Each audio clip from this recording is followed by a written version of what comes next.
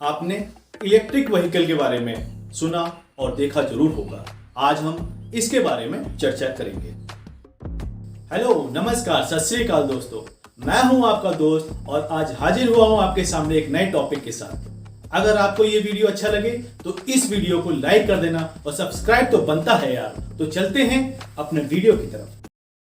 पिछले दशक में ग्लोबल इलेक्ट्रिक व्हीकल के क्षेत्र में काफी विस्तार हुआ है। आगे के वीडियो में मैं इलेक्ट्रिक व्हीकल को ईवी के नाम से संबोधित करूंगा। हमारा पड़ोसी देश चीन बैटरी निर्माण क्षमताओं, चार्जिंग इंफ्रास्ट्रक्चर, नए ईवी मॉडल के विकास के साथ ईवी इंडस्ट्री में अग्रणी रहा है। चीन अपनी बड़ी निर्माण क्षमताओं के कारण कम दर पर ईवी का उत्पादन कर सकता है। दूसरी ओर इलेक्ट्रिक वाहनों के बाजार में प्रवेश के मामले में भारत अन्य बाजारों से काफी पीछे है। इलेक्ट्रिक व्हीकल की बात करें तो देश में स्वीकृति दर कम है। अभी ईवी के मॉडल पर ईवी के चार्जिंग के लिए उपलब्ध बेसिक इंफ्रास्ट्रक्चर पर और फाइनेंशियल इंसेंटिव्स पर जो कि मैन्युफैक्चरर्स को सरकार के द्वारा दिया जाना चाहिए या मिलना चाहिए, उस पर काफी काम करना बाकी है। वर्तमान में भारत पैसेंजर ऑटो और कॉमर्शियल व्हीकल के मामले में शीर्ष 5 में होने के साथ साथ 2 व्हीलर्स और 3 व्हीलर्स मार्केट में सबसे आगे है। इसके बावजूद इलेक्ट्रिक वाहनों में देश की हिस्सेदारी ना के बराबर है। 2021 से भारत में लगभग 1,04,806 ईवी रजिस्टर्ड किए गए हैं। ट्रांसपोर्टेशन के दैनिक साधनों में इलेक्ट्रिक बसों को धीरे धीरे स्वीकार किया जा रहा है। वित्त वर्ष 2021 में लगभग 400 यूनिट इलेक्ट्रिक बसें बेची गई और यह अनुमान है कि वित्त वर्ष 2022 में यह बढ़कर लगभग 900 हो जाएंगी।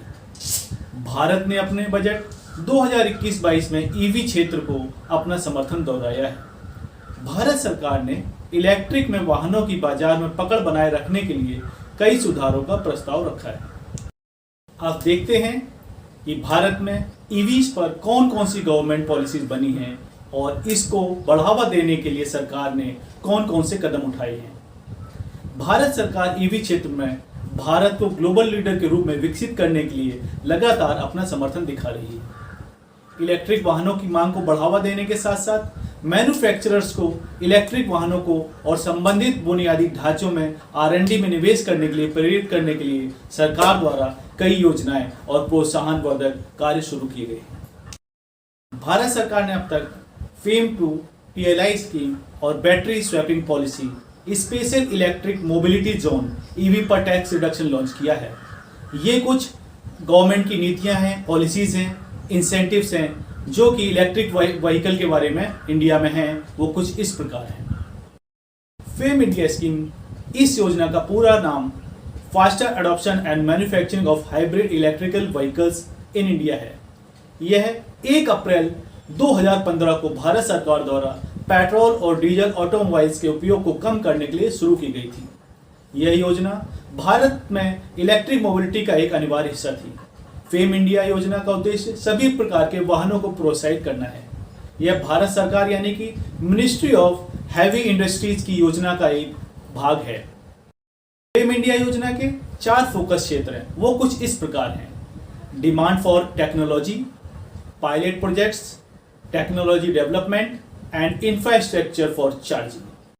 फेम 2 स्कीम को अप्रैल 2019 में 10,000 करोड़ रुपए के बजट के आउटले के साथ 5 lakh E3 wheelers, 7,000 e buses, 55,000 ई पैसेंजर व्हीकल्स और 1 मिलियन E2 व्हीलर्स को सपोर्ट करने के लिए पेश किया गया था। इसका उद्देश्य भारत में ईवीज को अधिक से अधिक अपनाने के लिए प्रेरित करना था। यह योजना 2022 में समाप्त होनी थी, लेकिन अब वित्त वर्ष 2022-23 के बजट में भारत सरकार ने फेम 2 योजना को 31 मार्च 2024 तक बढ़ाने का निर्णय लिया है। PLI scheme, production link incentive scheme, जून 2021 में डिपार्टमेंट ऑफ हैवी इंडस्ट्रीज ने एडवांस केमिस्ट्री सेल स्टोरेज यानी कि PLI ACC स्कीम के लिए प्रोडक्शन लिंक इंसेंटिव्स लॉन्च किया। इसका एम डोमेस्टिक एवं इंटरनेशनल इन्वेस्टर्स को भारत की giga scale advance chemistry cell manufacturing facilities में इन्वेस्ट करने के लिए आकर्षित करना था। PLI ACC योजना प्रधानमंत्री के आत्मनिर्भर भारत के लक्ष्य का समर्थन करने के लिए केंद्र सरकार द्वारा स्वीकृत 13 इनिशिएटिव्स में से एक है। इस योजना का कुल भुगतान 18,100 करोड़ रुपए का है। इसका पेमेंट प्रोडक्शन फैसिलिटी के चालू होने के 5 साल बाद किया जाएगा। पॉलिसी में कहा गया है कि सब्सिडी के लिए एलिजिबल होने के लिए मैन्युफैक्चरिंग फैसिलिटी को 2 साल के भीतर चालू होना चाहिए और बिड डॉक्यूमेंट्स में कहा गया है कि उसके बाद 5 साल के भीतर 60% डोमेस्टिक वैल्यू एडिशन हासिल किया जाना चाहिए। ईवी बैटरीज और कार के पार्ट का निर्माण करने वाले कई छोटे और मीडियम साइज के बिजनेसेस स्ट्रिक्ट सिलेक्शन रिक्वायरमेंट्स के कारण इस स्कीम के बेनिफिट्स के लिए अप्लाई करने में असमर्थ हैं। इंडस्ट्री में डिमांड सप्लाई इंबैलेंस को बंद करने के लिए छोटी फर्म्स काफी महत्वपूर्ण हैं। ईवी इंडस्ट्रीज के प्रेजेंट स्टैंडर्ड को मॉडिफाई करके या एक सब्स्टिट्यूट प्रपोजल प्लान देने से ईवी कम्युनिटी में सुधार होगा। Next is battery swapping policy. वित्त मंत्री ने कहा कि सरकार का इरादा बैटरी स्वैपिंग पॉलिसी लाने का है। यह योजना पूरे भारत में ईवीज में उपयोग की जाने वाली बैटरियों के क्वालिटी स्टैंडर्ड को मजबूत करेगी। यह कानून इलेक्ट्रिक व्हीकल्स को डिलीवरी और इंटरसिटी ट्रांसपोर्टेशन, जो कि टाइम सेंसिटिव सर्विस सेक्टर है, में बढ़ावा देने में मदद करेगा। पूरी तरह से चार्ज की गई बैटरी, जिसमें घंटों लग सकते हैं, को ऑन द स्पॉट रिचार्जिंग की तुलना में अधिक प्रैक्टिकल ऑप्शन है। इससे इंटरऑपरेबिलिटी आसान हो जाएगी। यदि सभी बैटरी सेम कॉन्फ़िगरेशन की हों और सभी ईवीज भी सेम कैटेगरी के हों, तो बायर्स को अपनी बैटरियों की स्वैपिंग करते समय चिंता करने की आवश्यकता नहीं होगी और नई बैटरियों की कॉन्फ़िगरेशन के बारे में चिंतित होने की आवश्यकता नहीं है। यदि अच्छा प्रदर्शन किया जाता है तो बैटरी स्विचिंग से 2 व्हीलर्स और 3 व्हीलर्स वाहनों जैसे कॉमर्शियल एप्लीकेशन में एक्सेप्ट होने की उम्मीद है और इन क्षेत्रों में तेजी से प्रवेश करने में मदद मिलेगी। बैटरी स्वैपिंग पॉलिसी से मैन्युफैक्चरर्स को भी लाभ होगा। एक बार पॉलिसी लागू हो जाने के बाद मशीन्स के पार्ट्स भी तेजी से और आसानी से उपलब्ध होंगे। इसके अलावा यह अप्रोच बैटरी प्रोड्यूसर्स को लागत कम करने में भी सहायता करेगी। Next is duty reduction on electric vehicles. Electric वाहनों पर शुल्क में कमी। बजट में निकिल ओर पर कस्टम ड्यूटी कम करने पर जोर दिया गया है, जो कि 5% से 0% किया जाएगा। ऐसे ही निकिल ऑक्साइड 10 से 0%, फेरोनिकल 15 से 2.5% करने का प्रस्ताव शामिल है। Nickel, manganese, cobalt, lithium ion battery का एक महत्वपूर्ण हिस्सा है, जिसका उपयोग ईवी यानी कि इलेक्ट्रिक वाहनों में किया जाता है।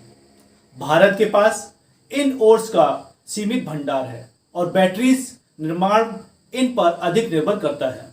इसलिए निकिल अलॉयज का ज्यादातर इंपोर्ट किया जाता है। कस्टम टैक्स में कमी से लोकल ईवी बैटरी प्रोड्यूसर्स को प्रोडक्शन कॉस्ट कम करने में मदद मिलेगी।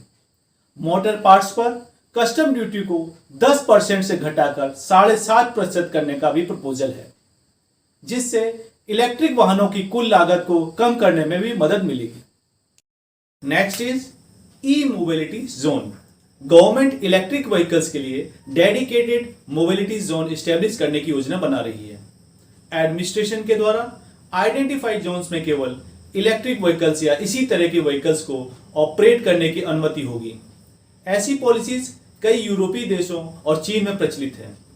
Hidden benefits of special electric mobility zones का यह है कि वे प्राइवेट व्हीकल्स के कारण होने वाले ओवरक्राउडिंग को रोकने में मदद करेंगे। इन जोन से गुजरने वाले लोगों को अपने खुद के इलेक्ट्रिक व्हीकल्स में ट्रेवल करने या पब्लिक इलेक्ट्रिक व्हीकल्स की आवश्यकता होती है, जिससे कि ईवी बाजार की हिस्सेदारी बढ़ जाती है। अब तक हमने इस वीडियो में क्या क्या देखा, उसको हम समराइज कर लेते हैं। लोग इलेक्ट्रिक व्हीकल्स के बारे में जानने के लिए उत्सुक हैं, उत्साहित हैं। वे देश में अलग अलग रीजन से, अलग अलग इंडस्ट्रीज से अलग अलग सोच रखने वाले लोग हैं।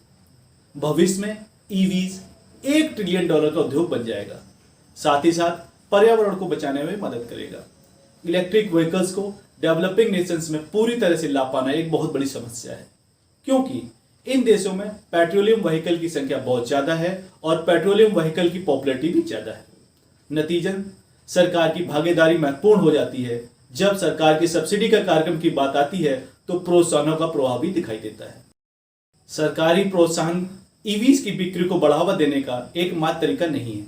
जैसा कि पहले कहा गया है कि मैन्युफैक्चरर्स के साथ साथ ही कस्टमर्स के बिहेवियर पे भी ईवीज का फ्यूचर डिपेंड है।